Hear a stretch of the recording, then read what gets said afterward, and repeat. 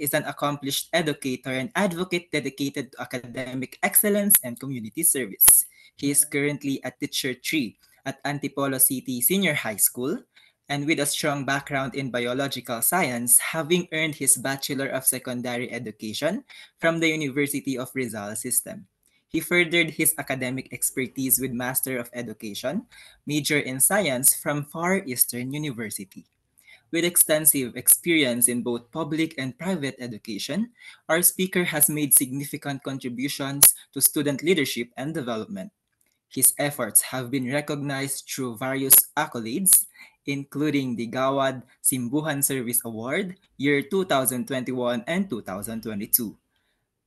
Another award is Gawad SGOD Best NDEP Implementer, year 2021. And with the same year, he also accepted Gawad Siklab Best Teacher Advisor for SSG and NDEP. So beyond teaching, he is an active Microsoft certified educator, Apple educator, Wakalet ambassador, and Adobe creative educator. His dedication to professional development extends to his role as a certified speaker for the Continuing Professional Development Center for Teachers and the Institute of Global Professionals. As a leader in civic engagement, he has served as the Local Skills Development Director of JCI Antipolo, year 2020 to 2022, and is a member of the International Society of Substance Use Professionals, and his community-driven initiatives earned him the prestigious Gawad Antipolo Award in year 2023. Committed to lifelong learning and mentorship, our speaker continues to inspire students and educators alike, fostering a dynamic and inclusive learning environment. Ladies and gentlemen, let us have a virtual round of applause to Mr. Arnold Ryan U. Mercado. Sir Arnold. Hi everyone, good afternoon. And Good again, afternoon. thank you for this opportunity. CYLCN Adal Cordillera. This is my third time. I think this is my third time. Am I right? This is my third time as one of your resource speakers. And today, I'm going to share another topic, which is very beneficial to our colleagues, to our future educators, or for those in the field of teaching. Let me share first my presentation material.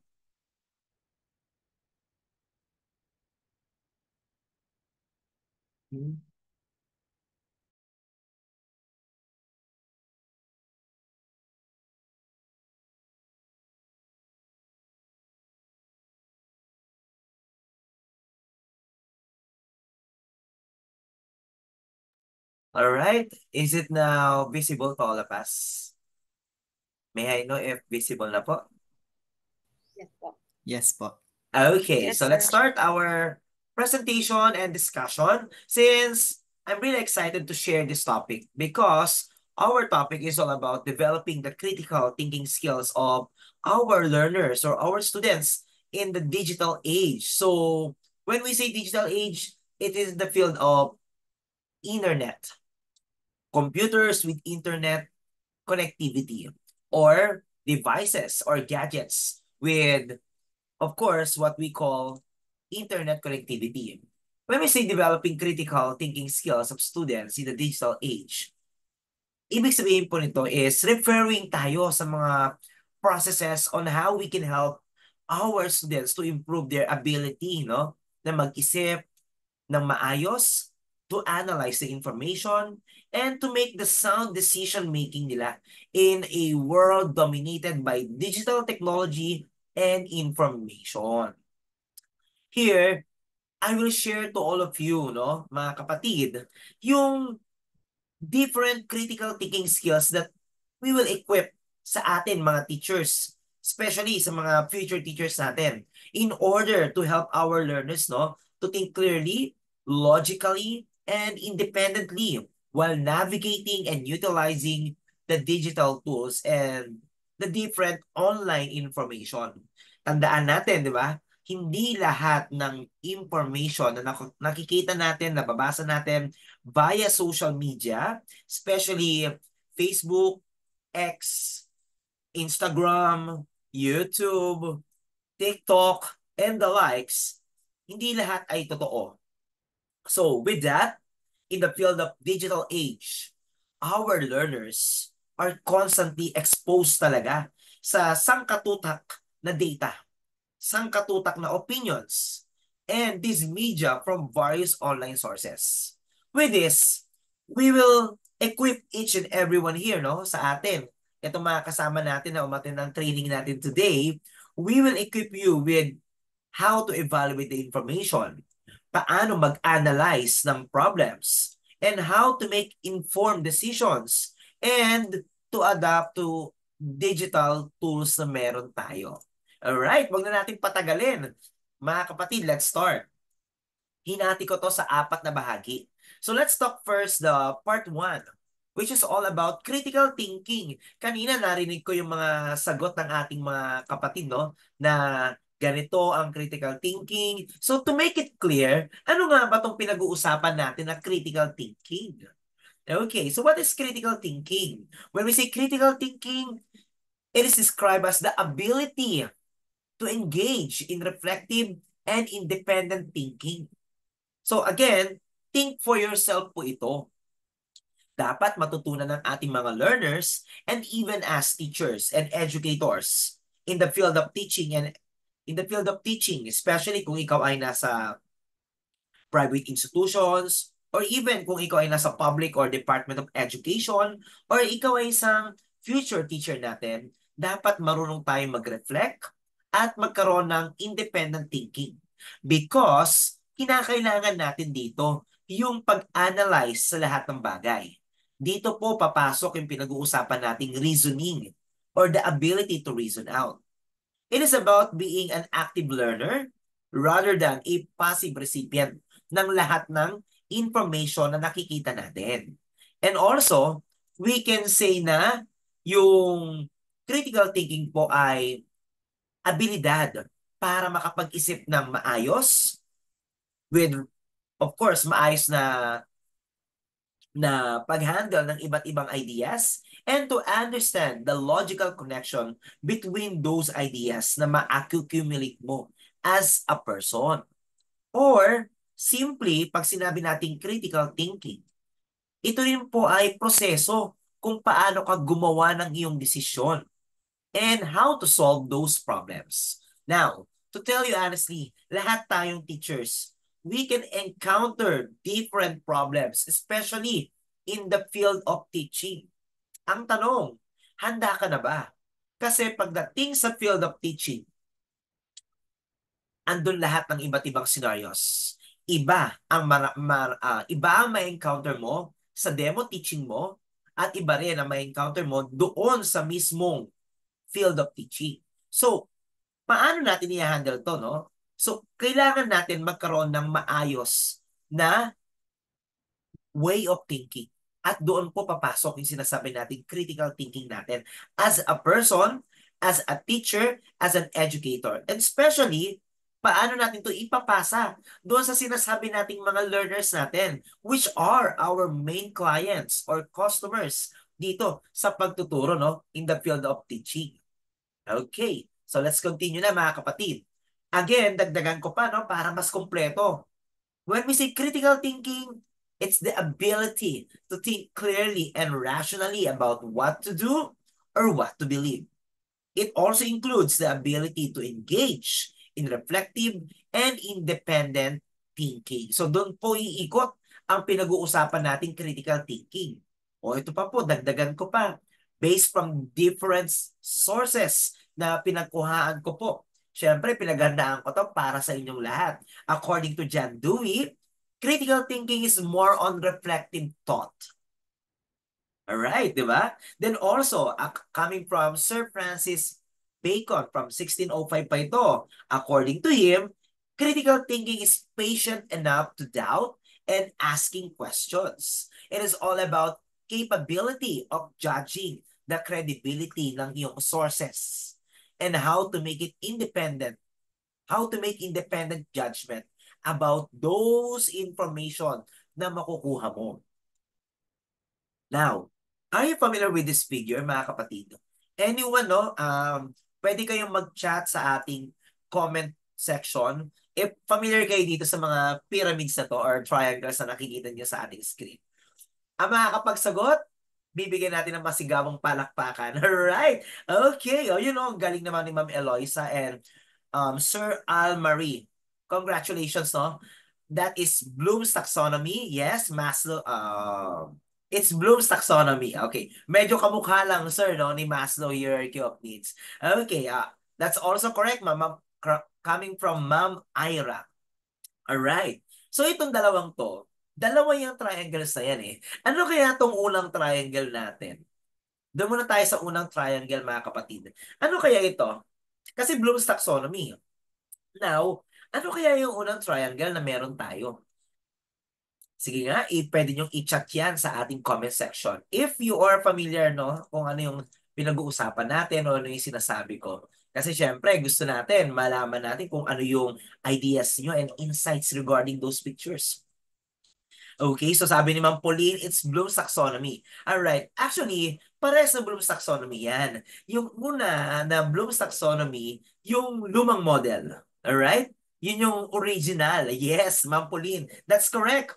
Oh, galing-galing naman ni Ma'am. That's the original or yung pinaka-old version ng ating Bloom's taxonomy. The other triangle or the other pyramid is yung revised na. Alright, so itong revised, syempre, ito na yung sinusunod natin ngayon, no? Pero take a look at the differences of those pyramids natin or yung Bloom's taxonomy natin, no? Talagang nagkaiba sila because remember that Bloom's taxonomy, it serves as framework, no, that classifies kung anong klaseng learning objectives ang bibigyan natin ng complexity and deepening, no?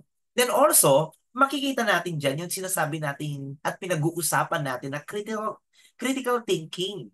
Especially, no, it guides the educators on how to create activities and assessments that promote HOTS.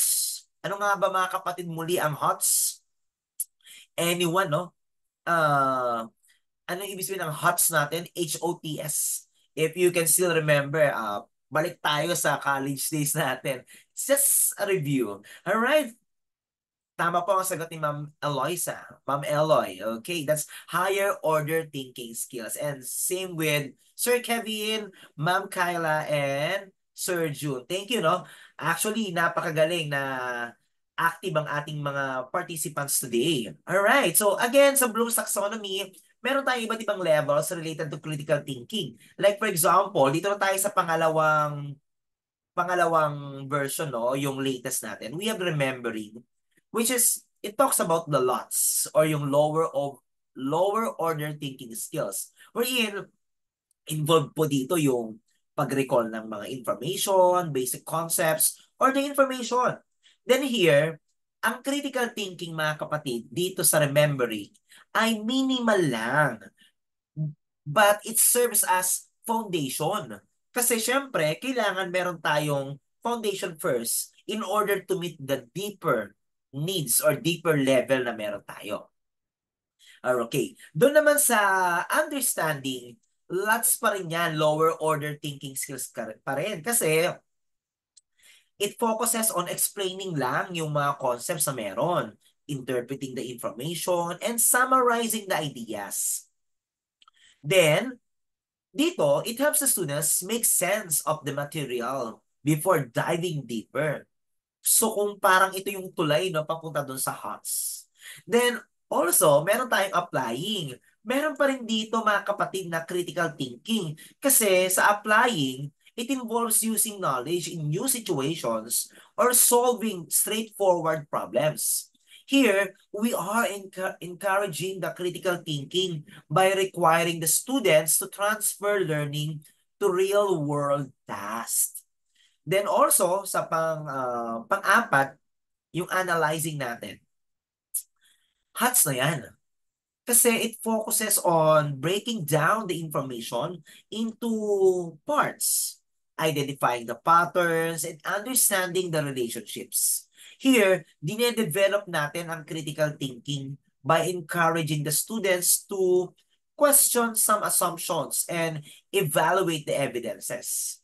Tapos, pag-akyat mo dun sa evaluating naman, HOTS na rin yan kasi it involves yung judging the value, credibility, or logic or the information of or giving solutions na. Then here, ang critical thinking dito ay mataas na, no? Highly active na because the students justify their decisions using the criteria or the rubric or the standards. Tapos sa dulo, yung pinakataas natin is what we call the creating part, no? Wherein, hats din to, syempre. Because in this part, it involves synthesizing the information to produce new ideas, solutions. Here, they innovate, no? Gumagawa na sila ng sarili nilang information, they innovate ideas, or original work na. Here, ilan sa mga ginagawa ng ating mga students or learners is to represent the highest level of critical thinking as students applying their knowledge creatively and independently. So again mga kapatid, no, malaki ang role ng sinasabi nating Bloom's Taxonomy. Bakit natin pinag-uusapan ngayon yung tinatawag nating critical thinking? Alright, so let's continue na para malaman pa natin kung ano pang meron dito sa critical thinking natin.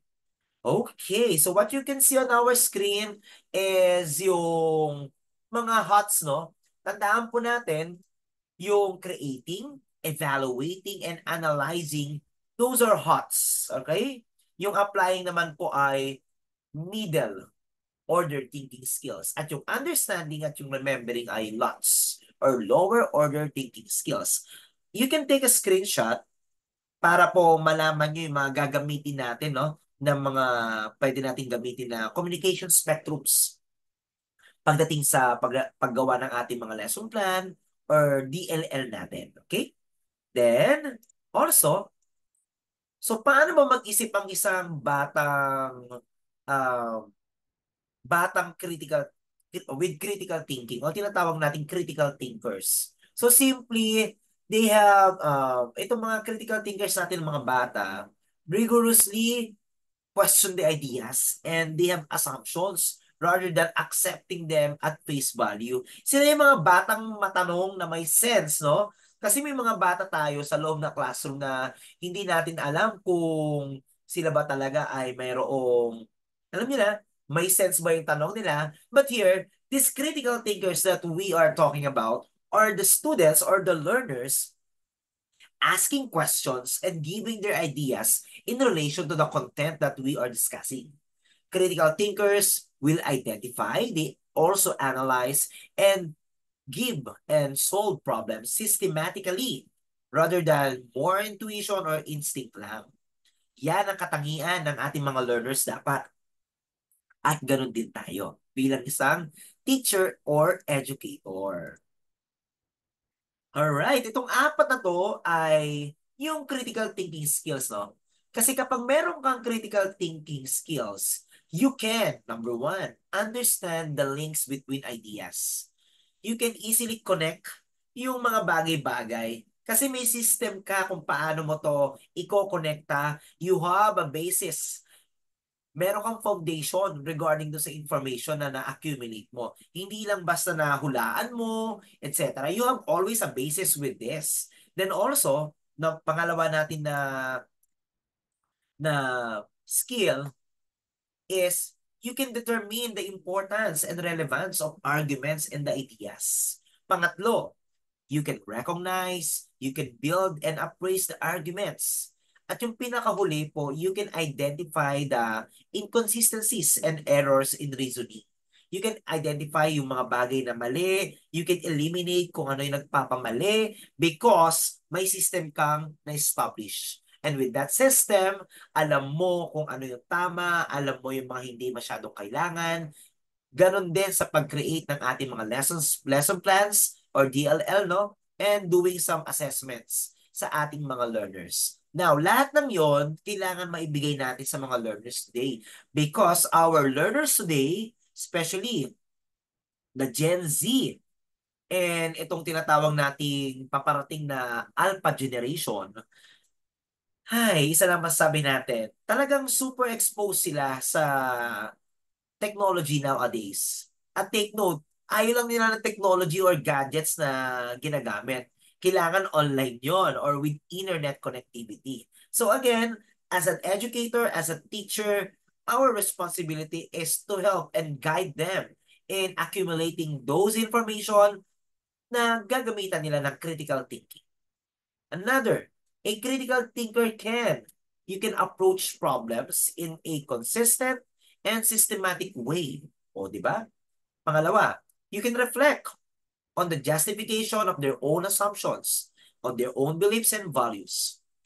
Another one, they think about the things such a manner that enables one to get the best possible solution in their circumstances. Meaning to say, kailangan consistent ka mula umpisa hanggang dulo. Then you know how to reflect because when you reflect, nag-iisip ka ng tama. And with that, you can give the best possible solution for different obstacles or problems that you can encounter along the way. It is a way of thinking about whatever is presently occupying in your mind so that you come to the best possible decision na pwede mong gawin. Now, ano bang qualities ng isang maayos na critical thinker? Kasi ilan sa atin, yes, nasabi natin kanina, I'm a critical thinker. I know how to reflect. I know how to analyze.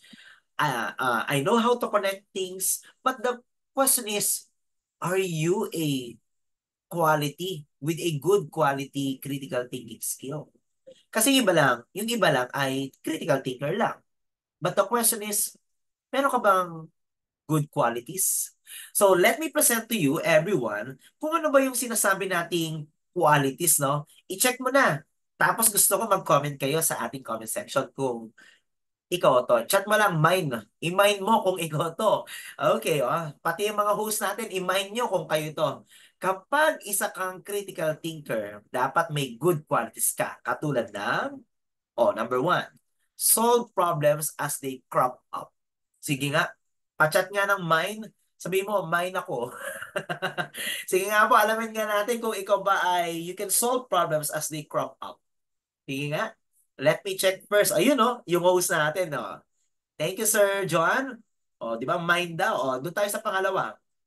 If you are a good critical thinker, you does not file the assignments. You beat the deadlines. Alright. Okay, mine na mine. Pangatlo, you contribute to the learning process by conducting the research, reading, and making notes. Sige nga po. Alright. Then, ito pa, pang-apat.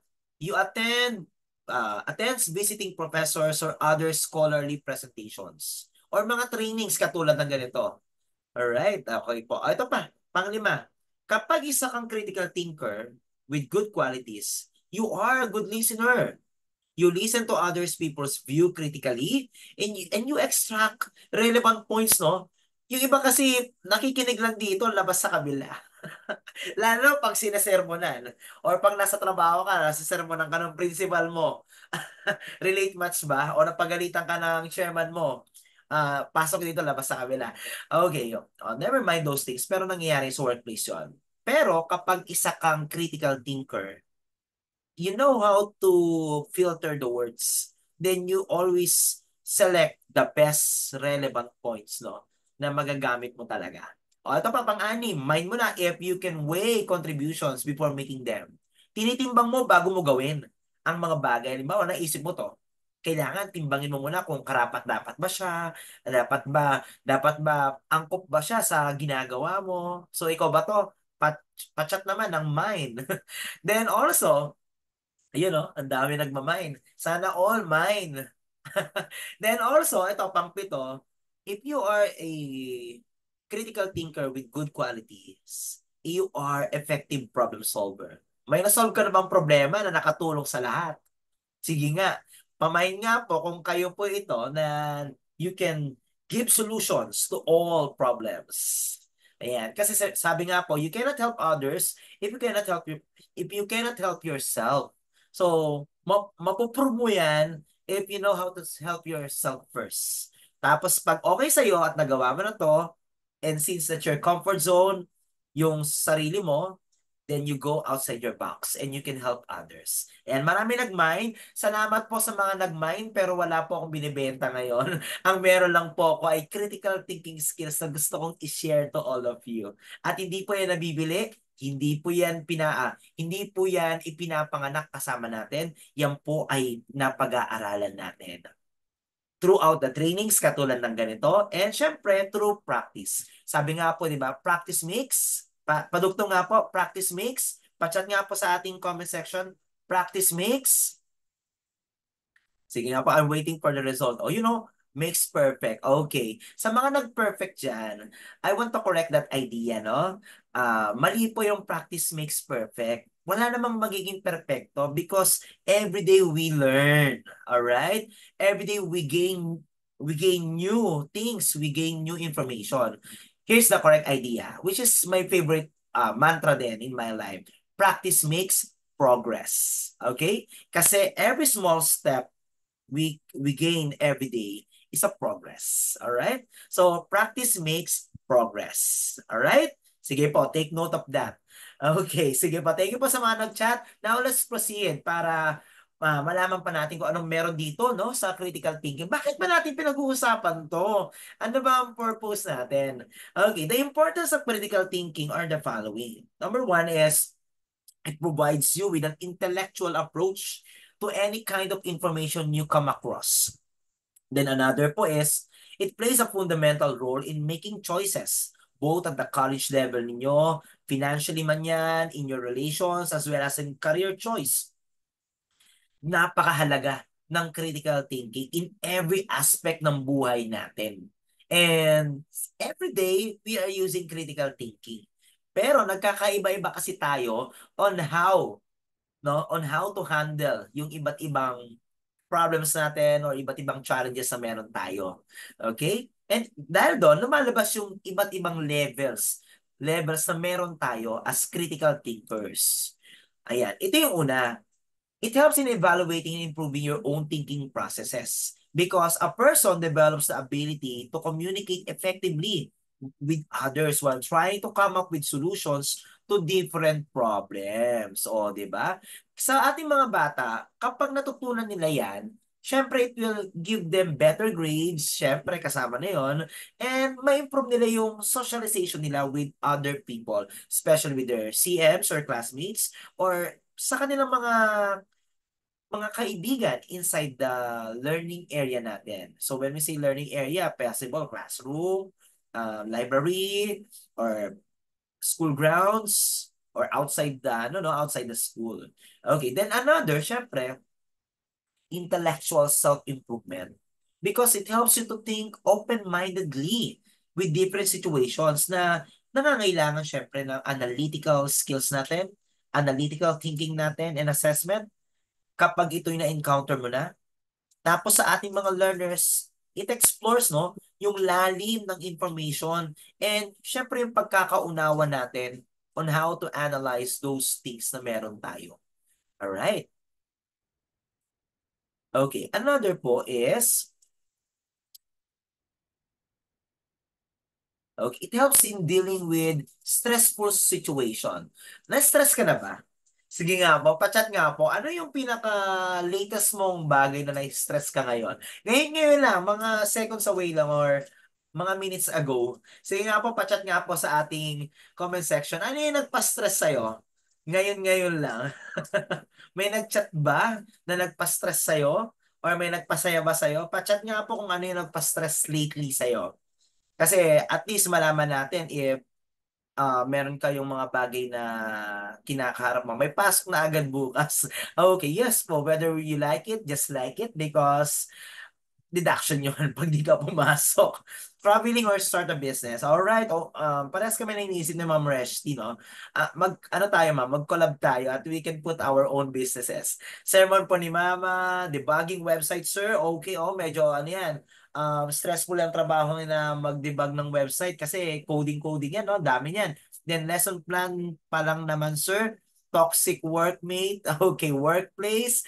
Okay, so those are stressful situations natin. Now, kapag may critical thinking skill ka, syempre, you know how to handle those things. Kagaya ng sinabi ni Sir Kevin, no? Toxic workmate. You know how to deal with them. Bukas, may encounter mo talaga sila, wala kang magagawa. Kasama mo sila sa work. Now, just learn how to handle them. So gamitan mo sila ng malupit mong critical thinking skill. Alright? Ganun din sa workplace, no? If you know how to handle the different factors that gives you stress in your workplace, then you are possessing a, syempre, good quality critical thinking skills. Alright. So, pahabol si Ma'am Daphne maggawa ng exemplar, sir. Okay, required yan eh. Nasa batas yan. Nasa Magna Carta natin yan. So, wala tayong magagawa. Okay, now, kapag meron kang critical thinking skill, syempre, you raise vital questions and find solutions to problem. You gather and assess relevant information. You can then come up with abstract ideas. Tapos you know how to interpret them. Yan. So ako kasi naniniwala ako na kapag isa kang malupit na researcher at magaling kang gumawa ng mga research, ibig sabihin, malawak ang iyong critical thinking skills. Kasi isipin mo yon, wala kang problema pero gagawa ka ng problema. Kasi in research, we are creating our problem. We are giving solutions with that, for that. So, doon pala makikita na, no? So, again, you know how to raise vital questions and find solutions to the problems. Ganon din sa ating mga learners. Kailangan nilang matutunan kung paano magtanong ng maayos and connected sa ating topics na dinidiscuss natin. And with that, no, pwede nating ibalik sa kanila on how to give solutions with that. Okay? Kasi kapag ang learner, nagpo-possess talaga siya ng good qualities of critical thinker, alam niya yung tanong, I mean, alam niya yung sagot sa tanong niya. May mga ganong bata. So again, itest mo rin siya. If you know how to handle those kind of learners natin, ibig sabihin, magaling ka rin bilang isang individual as a teacher with, you are possessing with good qualities of critical thinking skills. Then another po, critical thinking helps one to become a better team player. Okay, you know how to cooperate, you know how to collaborate, you develop your teamwork skills, you are a great listener and collaborator. Then syempre, you have interactions with your colleagues, with your workmates. Yan. So, kapag mahusay ka na critical thinker, walang toxic, walang negative na aura ng isang workmate natin. We are for all of us, para sa atin, sila ay workmate natin na pwede nating ma-collaborate and work together with. Ganon din sa ating mga learners. Let's teach them how to work together. And also, yung pagkaroon ng mga groupings, activities na talagang sila ay matututo, especially sa socialization skills sila. Alright? Then, another is, solve any possible conflicts or problems na pwede nilang ma-encounter sa pang-araw-araw nila. Okay. So here, the three main components, no, ng critical thinking natin. Ano ba itong components na to? First, we have the mental operations, the knowledge, and the attitude. So, isa-isayin na natin, wag na natin patagalin. Okay, when we say mental operations, it includes yung decision-making natin and reasoning.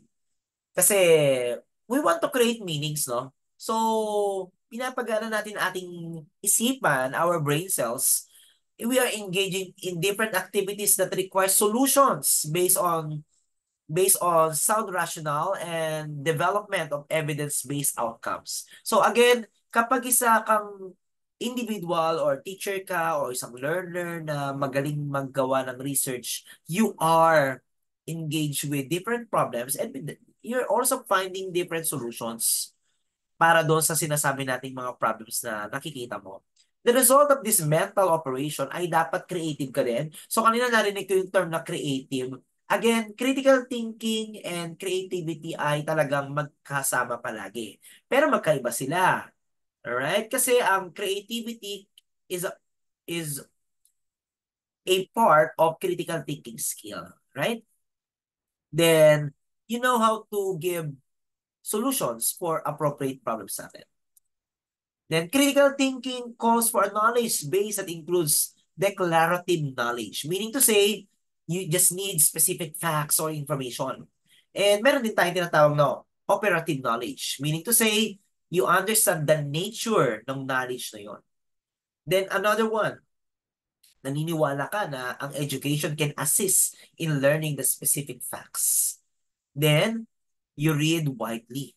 You know? So, kapag isa kang critical thinker, malawak ang iyong kaalaman kasi nagbabasa ka rin. Then, you examine the beliefs underlying the facts in order to analyze and to interpret the ideas. Then, do not merely repeat, cram, or memorize the facts. You just need to understand the reasoning behind the knowledge. Huwag natin turuan yung mga bata natin na mag-memorize palagi.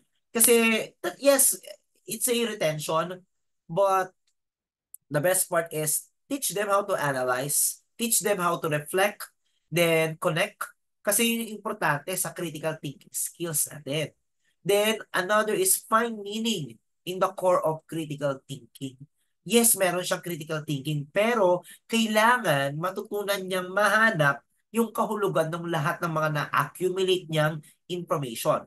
The learner knows how to filter yung mga nakukuha niyang information or na-accumulate niya, select the best information which are related, then find meaning out of that.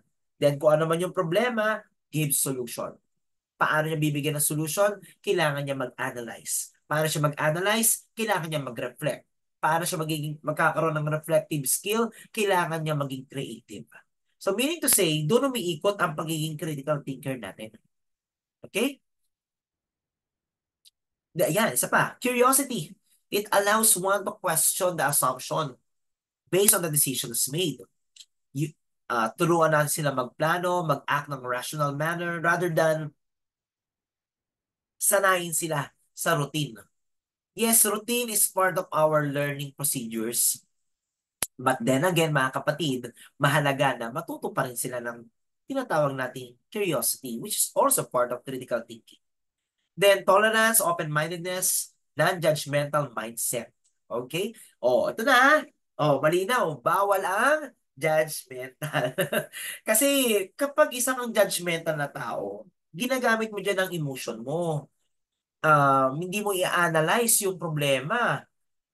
Hindi mo pinifilter, hindi mo tinitimbang, hindi mo wini-weigh-in yung mga na-encounter mo. So, masyado kang pabigla-bigla, no? Impulsive ka sa decision making mo. Dapat open-minded ka. Then, you know how to handle different information, analyze, filter, reflect, be creative, then give the solution. Alright, di ba? Parang paggawa lang yan, Ma'am Daphne, ng lesson exemplar, no? Alam mo, dapat open-minded ka. Wag maging judgmental. Then also, magbigay ka ng solution kasi kikreate ka ng problem. Ibibigay mo yan sa bata and kailangan mong ilagay ang sarili mo doon sa sitwasyon bilang isang mag-aaral. Okay? Kasi nga, we are transferring knowledge. We are transferring skills. Ito kayo nakakalimutan ng iba nating mga kasamahan, no? Na we teachers, we are not only about transferring knowledge, but we also transferring skills sa ating mga bata. Yun yung kailangan na natututunan nila at the same time. Then also, teach them how to be persistent with intellectual courage. Dapat proactive sila instead of reactive. Yun. Kasi nga, pag judgmental ka, react ka ng react. So, teach them how to be proactive. Wag lang basta mag-react.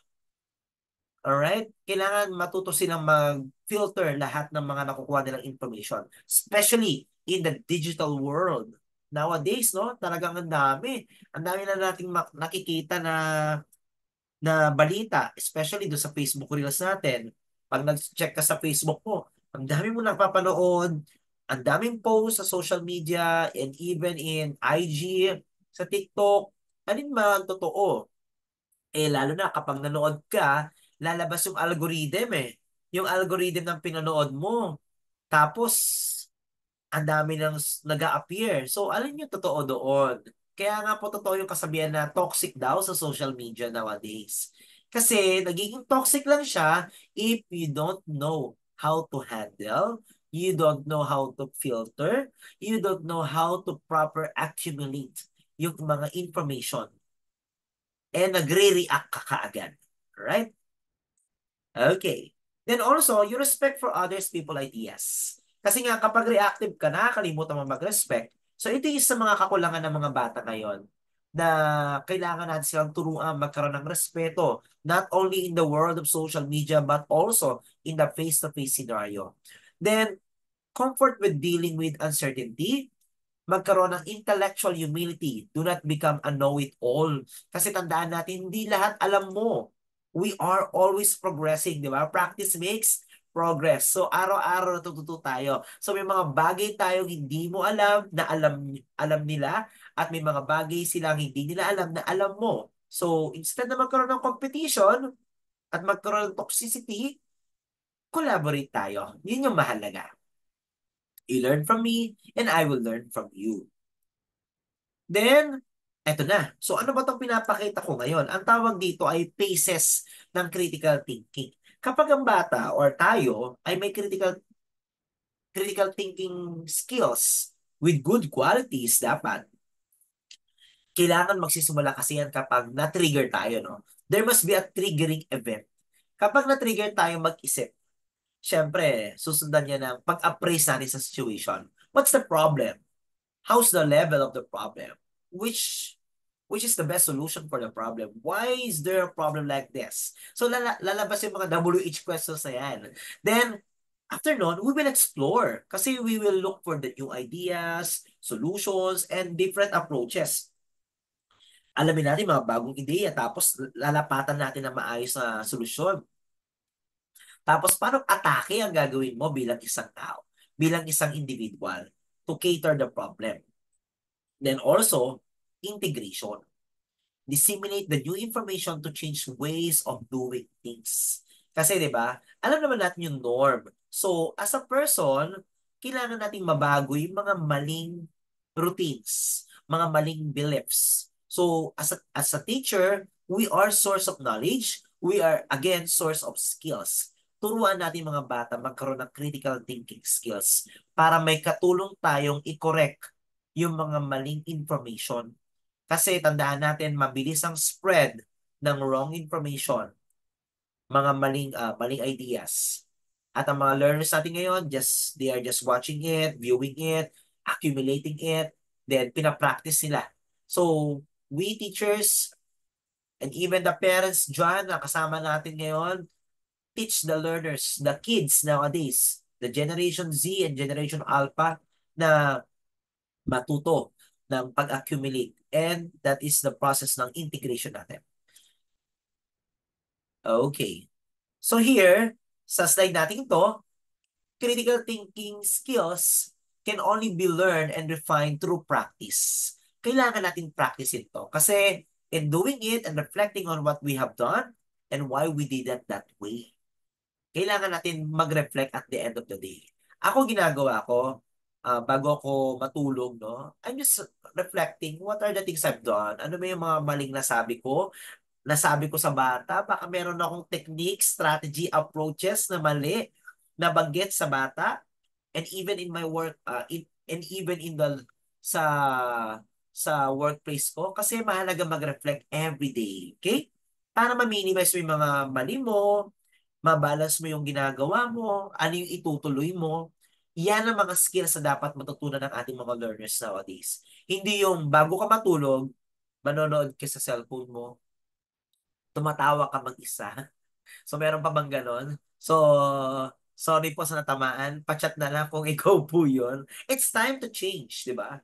Kaya ka nga pumunta dito sa training na to kasi you also want to learn the critical thinking skills and how to be a critical thinker with good qualities na kailangan mong ipasa sa ating mga bata. Okay, let's go na sa part 2 natin. The critical thinkers. So ano meron dito sa critical thinkers natin na to?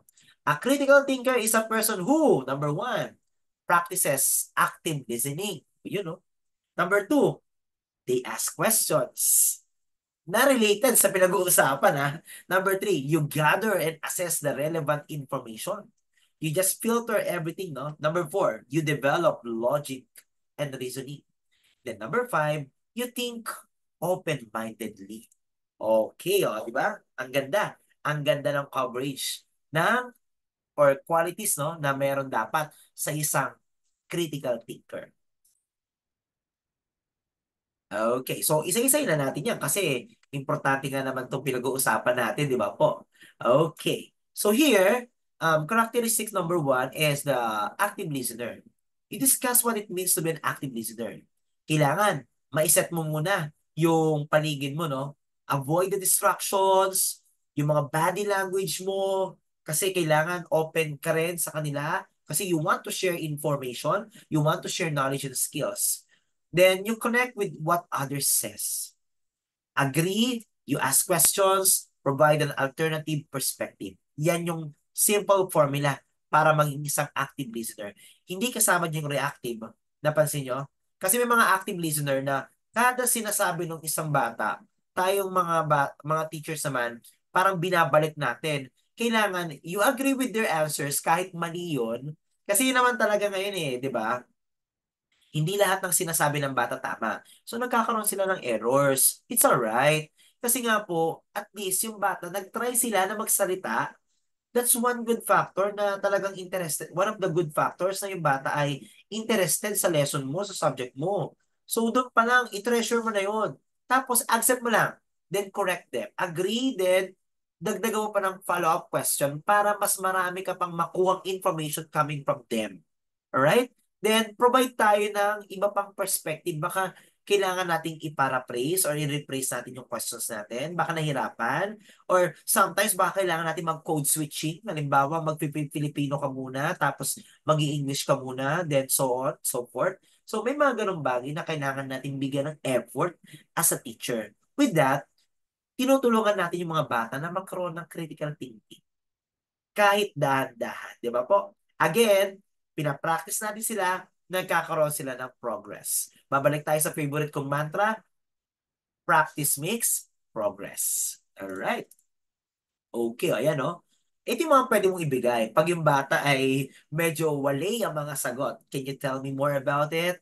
I also feel if that happened to me, ilalagay mo yung sarili mo sa sitwasyon nila. I hear you say something like, is that what you meant? I like what you said. I was also thinking something like that. I never thought of that before. I was thinking about blah, blah, blah, etc. So just give them the follow-up, para yung mga bata magkaroon ng idea na, ay, si ma'am, si sir talagang nakikinig sa amin. He or she values us, 'di ba? Kasi yun yung dating para sa mga learners natin na pinapahalagan natin yung bawat sagot nila. All right. Okay, characteristic number 2 natin. They ask questions. Kailangan turuan natin ang batang magtanong. Kasi ang bata pag nagtatanong po, what can we do to encourage students to ask questions? All right, 'di ba po? Dapat magkaroon ng positive class space. One example, magkaroon tayo ng mga role plays. I-check din natin sila through questions. Di ba po? Then, develop natin yung questioning skills nila like model, practice, pag-a-analyze, kasama yan. Then, magbigay din tayo ng mga examples for skill development. Like, say, for example, mag-share ka ng mga processes, then magkaroon ng peer questioning, para ma-establish din yung kanilang socialization skills. Then also, magkaroon ka ng question formulation technique. You ask often and without judgment. Label the questions, characterize the questions, and improve. Then, i-prioritize natin yung mga sagot nila. Kapag tayo po nagpapasagot sa mga bata, kahit mali yan, ako practice ko ito, kahit mali yung sagot ng bata, ilagay mo sa board. Okay? Ilagay mo sa board. Kasi kapag yung sagot ng bata, sinulat mo sa board, kahit mali yan, pakiramdam ng bata, bina-value siya. Okay? Lalo na ngayon ang mga estudyante natin, they are really sensitive. So bilang isang teacher, kailangan tayo, alam natin na yung mga bata, bawat salita nila pinapahalagahan natin. Okay? So as a teacher, as an educator, kailangan po encourage the learners to ask questions. Then also, what can we do to encourage students to ask questions?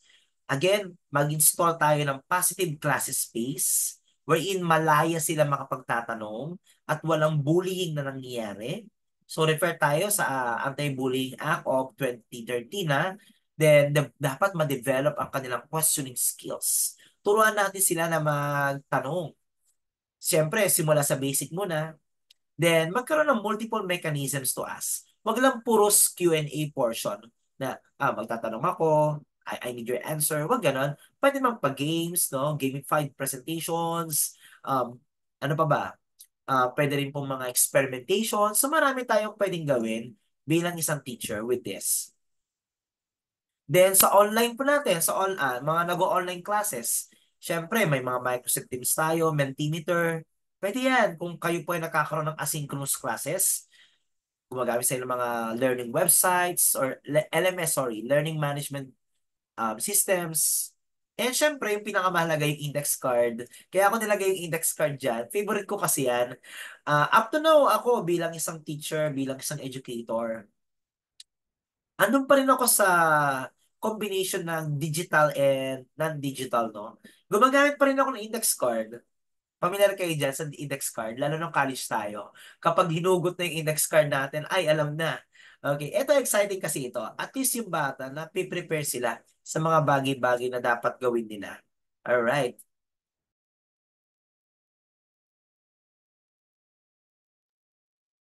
And also, okay, characteristic number 3 natin. Gather and analyze relevant information. You know? Di ba po? Provide tayo ng mga multiple sources sa mga bata natin. Like the media, the articles, the visuals for our learners. Then, i-discuss natin kung paano sila mag-gather ng information. Like for example, productive search queries yan. Magkaroon ng model troubleshootings. Or, yun nga, yung digital world natin, si Alexa or si Sisi, pwede po yan. Or si Meta ngayon, pwede ng pagkuhaan ng information. But again, kailangan po magkaroon ng proper funneling and accumulating of information. Hindi kasi lahat ng binibigay ng mga ganyan ay mga digital providers natin ng information. Hindi lahat tama. Then, magbigay tayo ng mga problems or stories, then articles na kailangan nilang i-breakdown, magkaroon ng analyzation. Ginagawa natin yan, naranasan natin yan, lalo na lang tayo mga estudyante, it is just nagkakaroon lang tayo ng problem with time management kasi especially sa matatag curriculum ngayon, 45 to 50 minutes na, medyo shorten yung time, no? Okay, characteristic number 4 natin. Develop logic and reason. You help students to identify the assumptions. How? Mag-ask tayo ng questions. Then also, kapag nagkakaroon tayo ng tanungan sa mga bata, especially sa pag-develop ng logic, no, and reasoning, kailangan magbawasan natin yung personal bias. So, meron ako dito example. Tingnan niyo po ito. I need your answer with this, no? Pachat ako kung ano yung sagot ninyo. A father and son are in the horrible car crash that kills the father.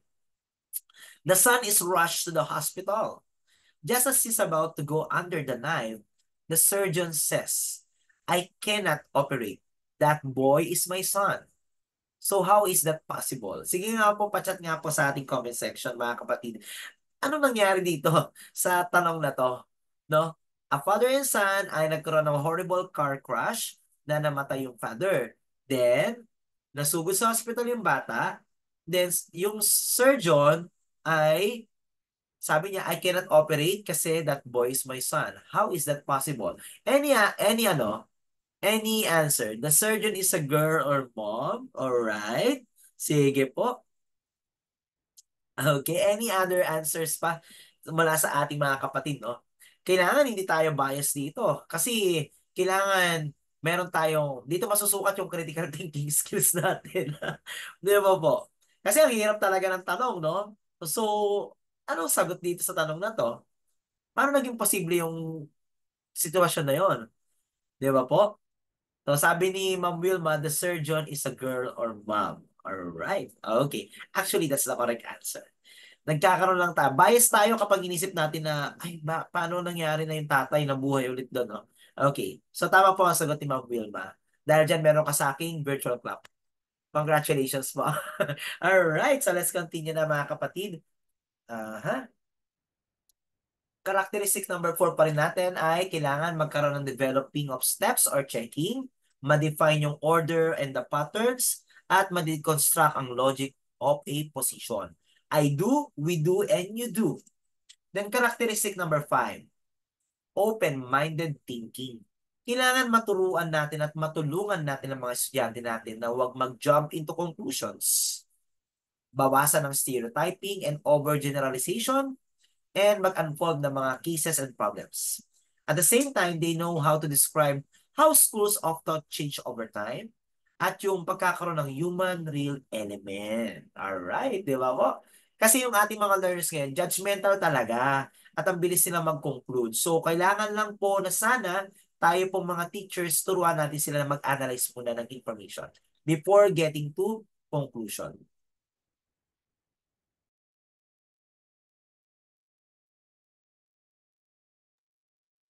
Alright. Now, let's talk about, ito pa pala. Meron ako ditong challenge, no? May open-minded thinking challenge tayo dito. So, here the task is, stay within the blue box. Connect all like letters, do not cross lines. So, paano ba natin ito sasagutan mga kapatid?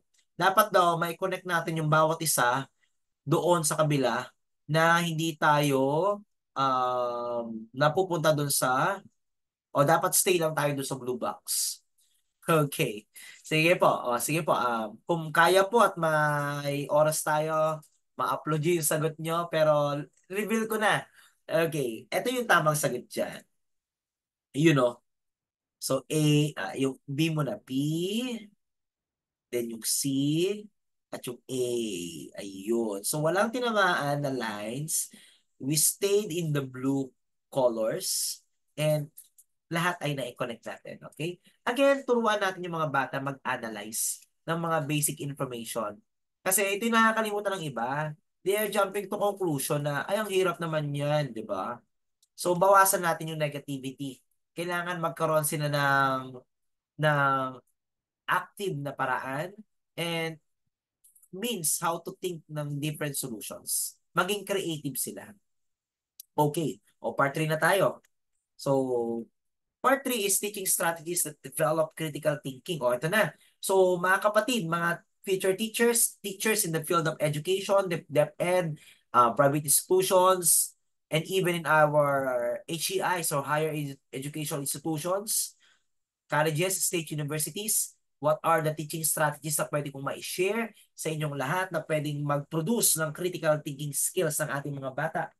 Una, define muna natin si teaching strategies. Ano ba itong sinasabi nating teaching strategies na to? Siyempre, alam na natin ito, no? It refers to the methods used to help students learn the desired course contents and be able to develop the achievable goals in the future. Ito yung mga pwede nating gamitin in connection with critical thinking skills. Yan. Flash ko muna. At tingnan natin mabuti. You know? Pwede nyo yung ESS or screenshot mga kapatid. Interpreting, analyzing, connecting, integrating, evaluating, inferring, comparing, contrasting, classifying, sequencing, patterning, reasoning, forecasting, hypothesizing, and critiquing. Lahat ng yan ay critical thinking skills. So, na-screenshot mo na ba? Okay, very good. Don't worry po mga kapatid, kasi mamaya meron akong special announcement sa inyo bago tayo matapos. Okay. Now, ano ba itong mga sumunod na part natin? Siyempre, dito, kailangan pag-teacher tayo. We exercise, no, yung pag-improve ng child's critical thinking skills. So, paano? Mag-provide tayo ng opportunity for playing sa mga bata. Pag sinabi natin provide opportunities for playing, hindi lamang naman kindergarten at elementary to. Pwede rin siya sa high school and even in college students. When we provide opportunities for playing, remember, playing is a fantastic way to help children develop critical thinking skills. Kasi kapag nagpe-play sila, nagkakaroon sila ng imagination. Di ba? Nagkakaroon sila ng problem solving. Nagkakaroon ng strategy-based games.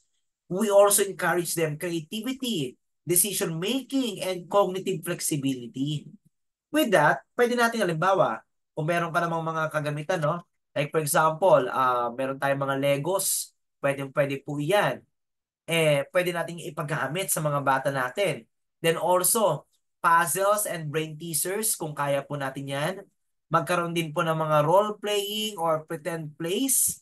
Then also, idagdag natin yung mga strategy games like board games, card games, or digital games. So for sure, digital games sa mga bata natin ngayon. Ito, favorite ko to, scavenger hunts. Ipahanap mo yung mga bagay na kailangan sa loob ng room. Another one, storytelling na minsan na lang gawin and story creation. Oh, di ba? Ato, science teacher po ko. Science experiments and creative challenges. Then also, building and designing projects or mga DIY projects. Then, idagdag mo na rin yung memory games and questioning and discussions. So, dito kasi, kapag may playing kasing nagaganap mga kapatid, nagkakaroon sila ng engagement. Then, nagiging flexible sila. Tapos, nagiging creative sila. At nabubusa ang kanilang social skills kasi dito nagkakaroon ng collaboration, negotiation, and sharing the perspectives which contributes to critical thinking nila. So lahat ng ito ay bahagi ng playful activities that develops essential skills such as problem solving, logical reasoning, creativity, and ability to think critically in a variety ng situations na meron sila.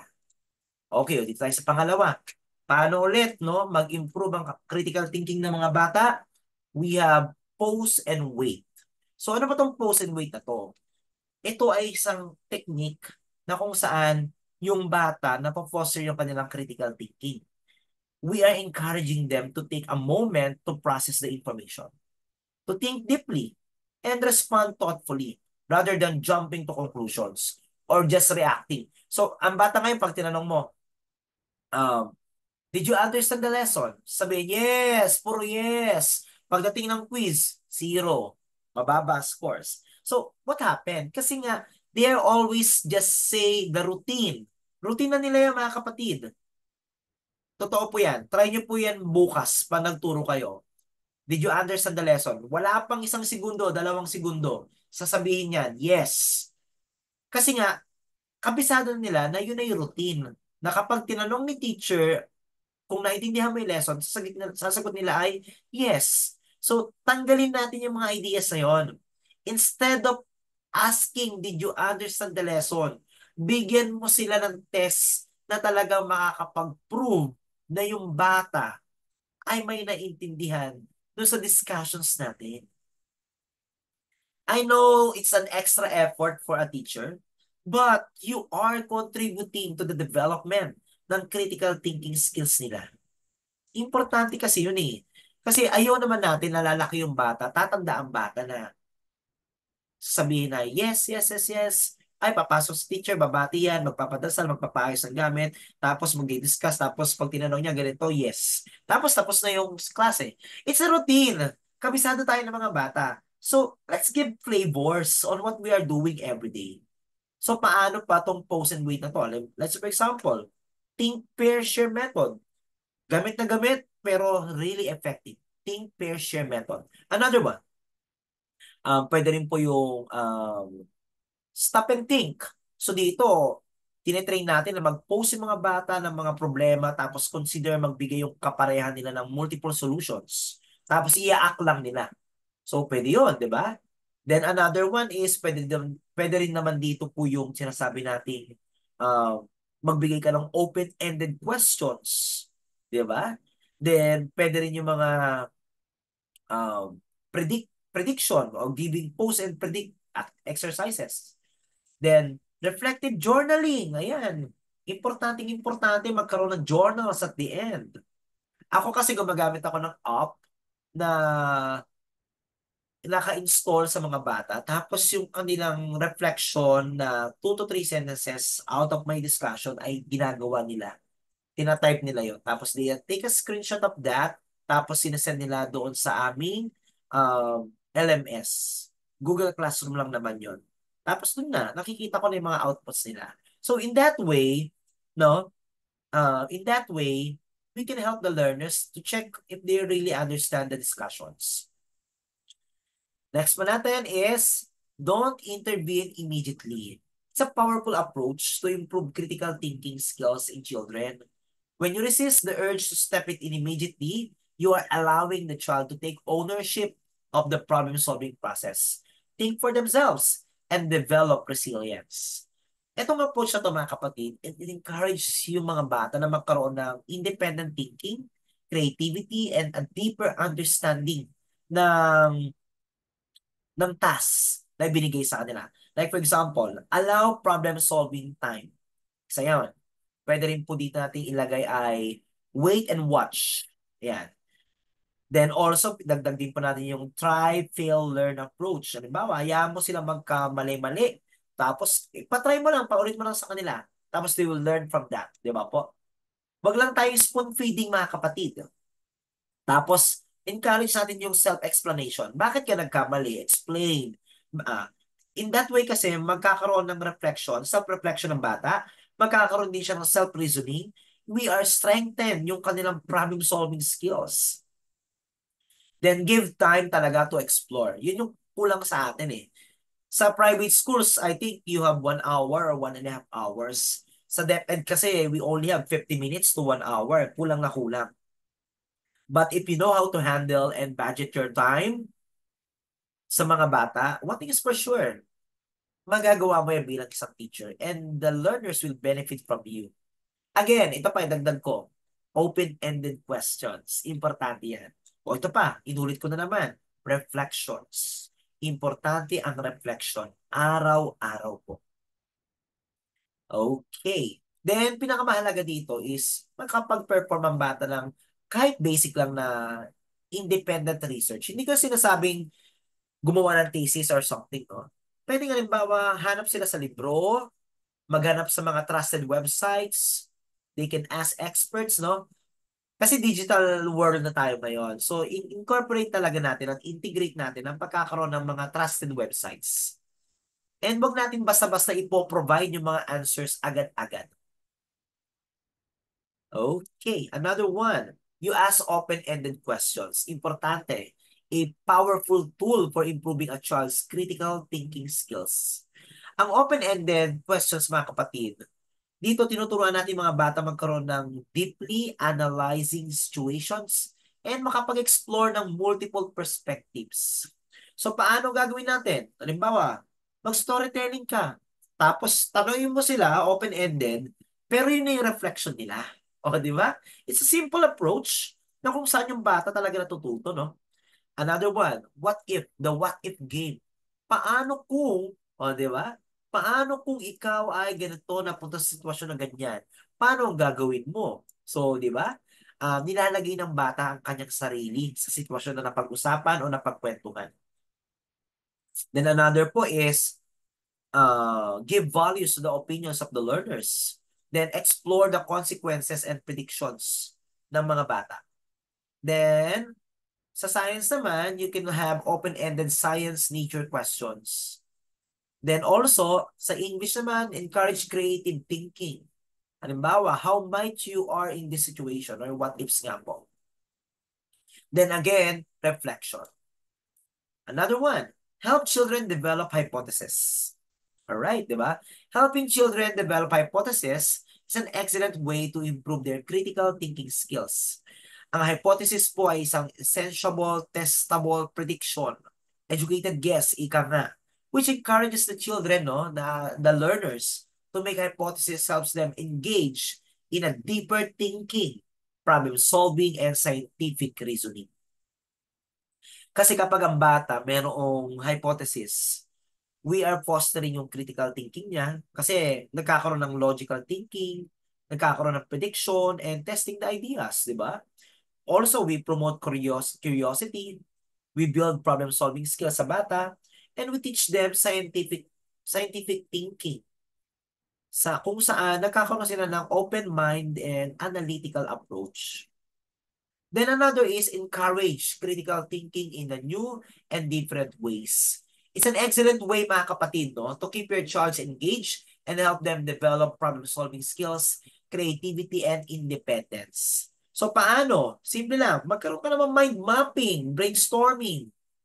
At practicein natin yung isa sa mga ginagamit ng Western countries, problem-based learning or PBL. Ito kasi, ang tagal na ng approach na to eh. Pero ang problema, hindi siya ini-embrace ni Philippines kasi time-consuming si problem-based learning. Pero pag kasi problem-based learning, it presents the real-world problems and challenges for the learners, no, to solve, encourage them to think critically and work collaboratively to find solution. Andun pa kasi tayo sa konsepto na nandun tayo sa four corners of the room.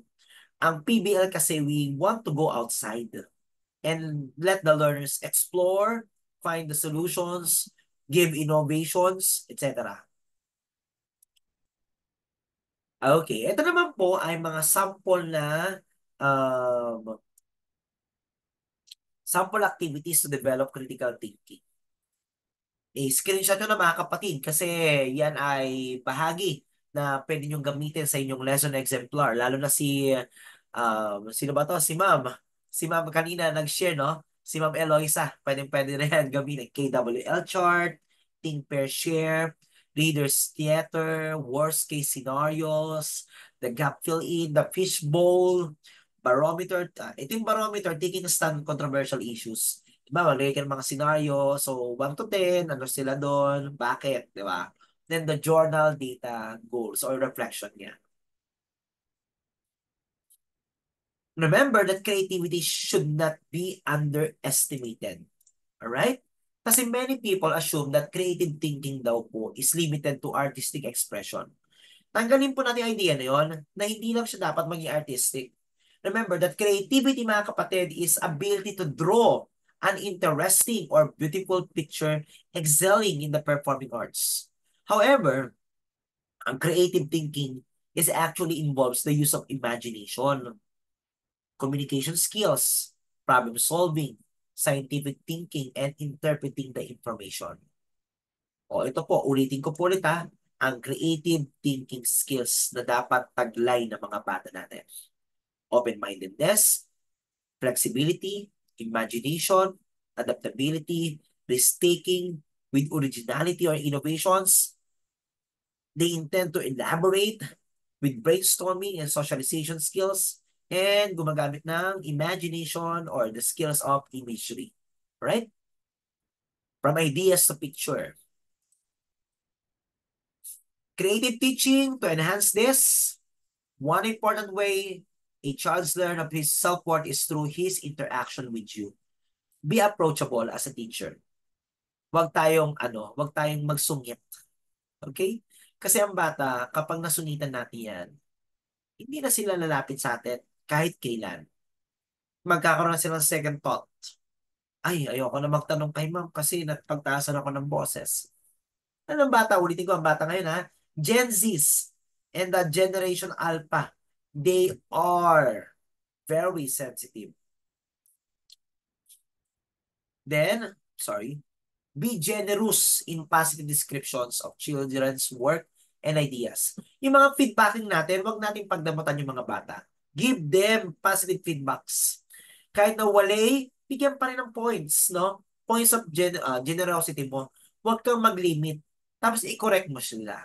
Huwag yung parang mali na sila, tapos ipa-press down mo pa sila. Huwag pong ganon.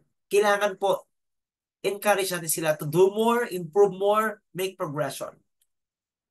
Then, remain focused on the uniqueness of each child and the challenge to nurture her trust and creativity. Dito papasok mga kapatid yung sinasabi natin na tayo ay nakakaroon ng diagnosis sa mga bata natin every first month ng school year.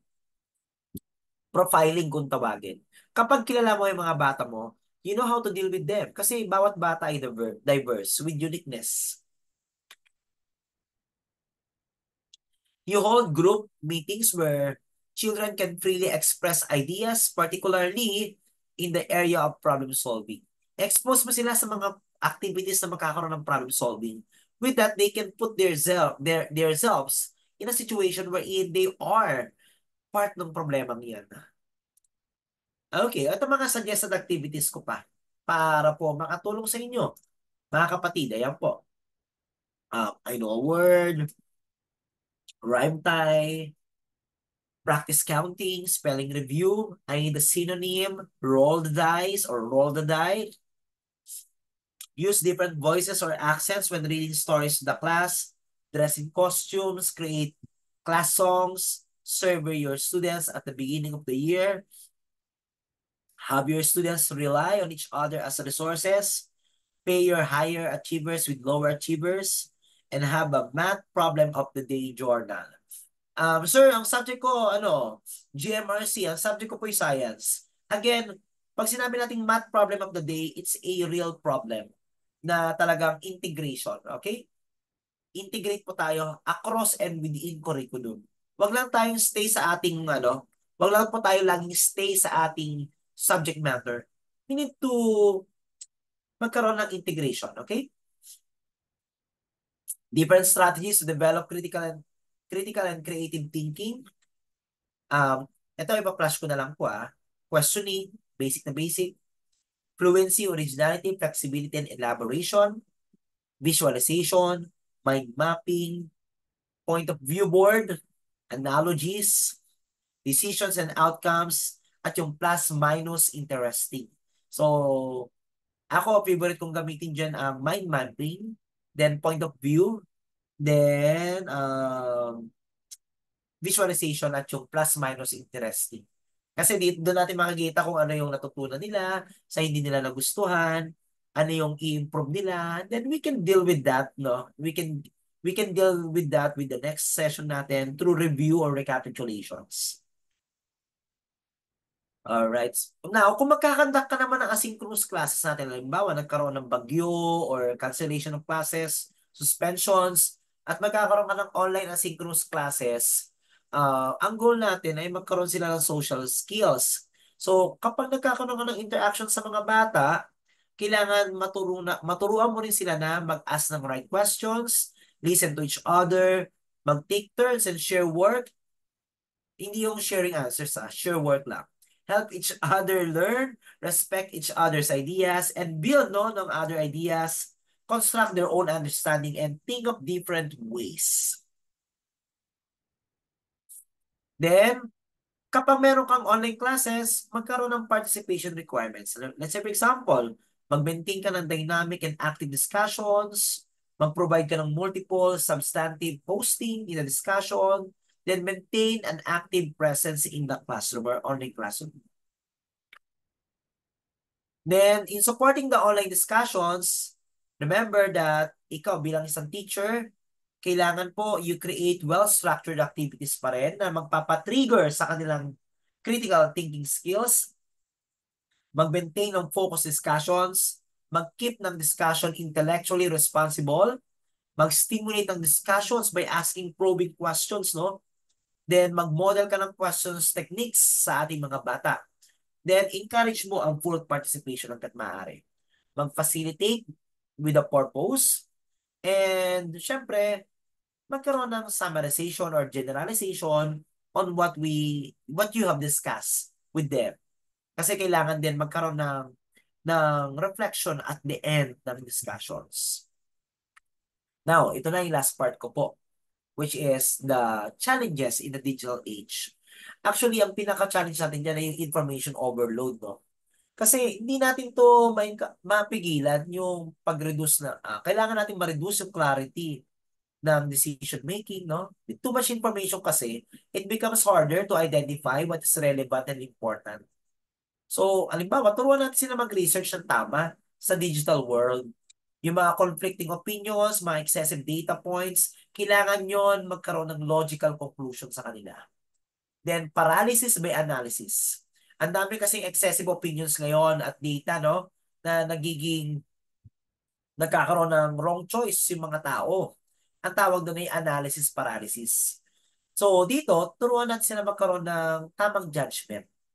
Another one is yung increased bias. So, sa increased bias, talagang malalaman natin na dahil sa digital world, digital data, digital SOCMED, people may resort to cognitive shortcuts na lang. Wala na confirmations. Kaya it leads to bias. Wala na maayos na evaluation.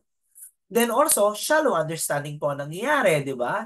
Instead na magkaroon ng deeply analyzation ng konsepto, wala na. So, ito yung mga barriers natin because of the information overload. Now, ano ba yung mga pwede nating strategies with that to overcome yung information overload na yan? And it leads in critical thinking. Define clear objectives. Okay, di ba? Then also, use reliable and curated sources.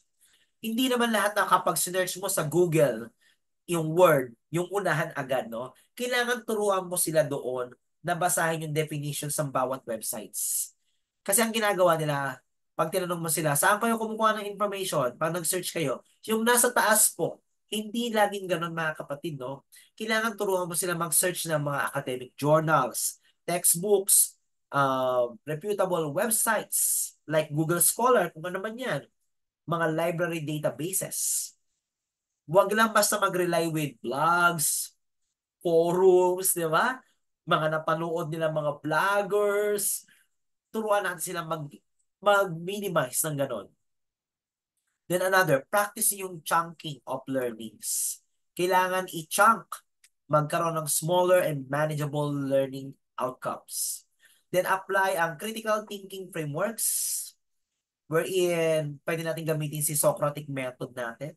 Ano yung mga, pag sinabi natin Socratic method, you ask questions tapos ano yung mga supportive evidences for this. Then, gamitin pa rin natin si Bloom's taxonomy. Importante siya. Then, limit natin ang multitasking. O tayo mga teachers, no? Kahit po tayo, hindi pa maganda ang multitasking. Alam niyo po ba yun? It gives damage to our brain cells. Then, it leads to brain cancer. Totoo po. Focus on one topic or task at a time. Gamitin natin yung Pomodoro technique, no? 25 minutes of focus work followed by a 5-minute break. Yes po. Totoo po yun.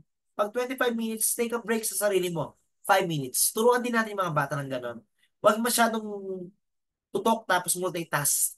One at a time lang. Then, use technology strategically. Hanggat maaari. Gumamit sila ng mga apps na makakatulong sa kanila, hindi yung mga ini-install kung ano-ano. Like for example, pwede nilang install sa kanilang cellphones or tablets, Evernote or Notions. Yan yung mga organizers, mga notebooks yan. Pwede rin yung mga Zotero or Mendeley, kasi ito yung mga citation managers. Mga AI tools, no? Ang AI tools sa part ko po, I can share that on our next session siguro. Positively use of AI. Mag-share ako ng isang katutak na mga AI tools for educators. Pwedeng-pwede po yun na makakatulong sa atin at sa mga bata. But, merong warning doon. There should be critically evaluate before using it. So, tuturuan ako soon, hopefully. Then, magkaroon ng building of digital literacy skills. Turuan natin sila mag-evaluate, ng checking ng credibility ng mga sources, mga author expertise, and mga bias kailangan ma-eliminate. Then also, mag-develop ng note-taking techniques. Ito yung kulang sa mga bata. Totoo lang po. Kulang sila sa developing of note-taking techniques. Tamad kasi ang mga bata ngayon magsulat. They love to watch. Ibalik natin, mag-create ng corner notes. If you're familiar with corner notes, divide the page into 4, ilagay doon sa unang part ano yung key ideas, details, tapos summary and sections. With that, matututo yung mga bata sa corner notes na yon. Ako nagpapagawa ako ng corner notes, yun yung reflection nila sa diary nila. Diba, da-download sila ng app, may app kaming ginagamit. Tapos, meron na doon nakalagay na corner notes nila. Nandun yung key ideas nila, ano yung natutunan from the topic, ano yung mga details doon sa natutunan nila, then yung summary, at anong section ng discussion ko yung pinakalugustuhan nila. Then, kung ayaw mo naman ng corner notes, you can also have the mind mapping. It's a visualization, connection between ideas, but yes, common, pero it's really effective up to now. Then, pinakamahalaga, turuan natin sila magbasa. Pinakamahalaga ang pagbabasa. Yes. Kapag nagbasa ang bata, mas lalawak ang kanyang kaalaman. Bigyan mo sila ng readings every day. Yun yung task. But at the end of the discussion, bigyan mo ng assignment or agreements. Basahin tong activity na to. Tapos may output ka. para mapilitan sila magbasa. Kasi yung iba ngayon, ini-AI na lang eh. Or yung iba ngayon, they are only relying with videos, no? Masyado nagbababad sa mga ganong bagay. Okay, so let me end my presentation mga kapatid, no? With this session.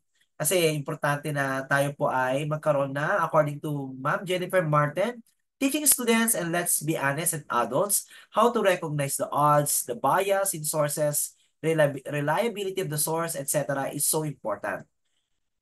We talk about whether or not something passes the CRAAP test. Share ko lang yung CRAAP test po. Ayan. Tayo mga adults, practice natin yung CRAAP. Currency, relevance, authority, accuracy, and the purpose. Yung currency, timeliness ng information. Importante kaya to? Totoo kaya to? Relevance. Talaga nag-fit ba sa kailangan mo? Authority, kanino nang galing? Accuracy, accurate ba to? Yung reliable ba ang sources natin? Baka naman last year pa to. Yung correctness ng info, baka inedit lang. At yung purpose, bakit siya nag-exist? Practice natin si CRAAP. Establish mo yan at integrate mo sa mga bata. They will learn how to practice critical thinking skills. Again, sabi nga po ni Joshua Miller, sharpen your critical thinking skills for they are the armor that protects you from ignorance. And again, technology is just a tool in terms of getting the kids working together and motivating them. The teacher is the most important pa rin sa lahat. Again, maraming salamat po.